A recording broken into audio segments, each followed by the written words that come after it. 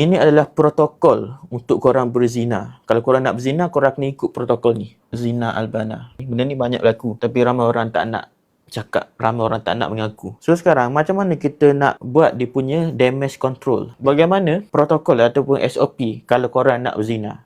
Ni SOP dia. Pertama, pihak lelaki. Lelaki ni, kalau korang nak berzina, jangan ada mindset nak selamatkan diri. Maknanya korang kena 100% kena committed untuk bersama dengan perempuan tu, bela perempuan tu walaupun apa yang berlaku. Sama ada dia mengandung ke, injured ke, kau kena ada mindset 100% protector. Kena ada mindset ni. Sebab most lelaki, dia ada mindset nak selamatkan diri dia. Dia macam pentingkan maruah dia. Alamak, Jeb aku mengandung. Apa nak buat Oh, lagilah. Sebab dia nak selamatkan diri dia. Jangan ada mindset ni.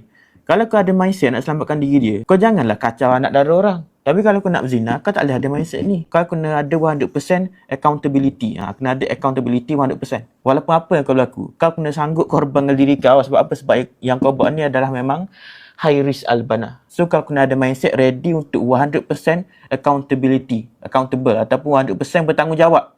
Kedua, gunakan protection. Apakah protection? Contohnya sarung getah ke. Gunakan protection and gunakan 3 authentication. 3-step authentication. Korang punya protection tu mestilah 3 step. Jangan buat satu. Jangan hanya pakai sarung getah saja. Kena ada 3 step. Pandai-pandai korang research. Jangan berharapkan pada satu. Sebab satu boleh fail.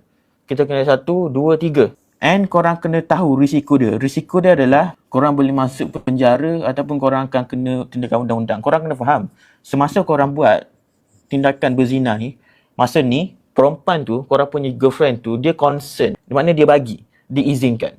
Tapi perempuan dia boleh menipu. Contohlah korang gaduh satu hari nanti and dia pun buat report palsu. Masa buat tu memanglah dia bagi.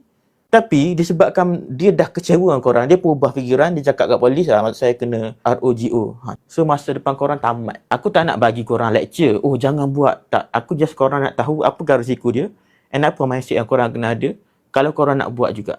Kalau untuk perempuan, risiko untuk perempuan kalau korang berzina, pertama, korang akan rosak. Apa maksud rosak? Bukan rosak di pandangan orang, tapi rosak di sini korang punya psikologi dah tak sama. Bila korang membuat benda ni dengan lelaki, kalau lelaki tu tak bertanggungjawab, dia akan rosakkan korang punya mental gila babi. Lagi apa risiko dia? Kena tinggal. Lelaki tu tak bertanggungjawab. So, risiko paling teruk sekali korang mengandung. So, kalau korang nak buat juga, apa perlu korang buat? Pertama, macam biasa, pakai protection.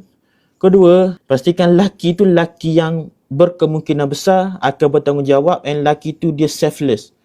Dia sanggup korbankan diri dia untuk korang. Faham tak guys? Kalau lelaki tu korang nampak dia jenis macam suka selamatkan diri dia. Kalau ada apa-apa masalah dia akan selamatkan diri dia dulu baru korang. Itu jangan. Tapi at the end of the day korang kena faham lah. Benda ni dia high risk, low reward. Korang ikutlah protokol ni kalau korang nak buat juga. Kalau boleh jangan buat. Tapi nak buat juga, buat benda ni lah. Untuk paid review ataupun apa-apa collaboration, korang PM je account ni di MBA Islam.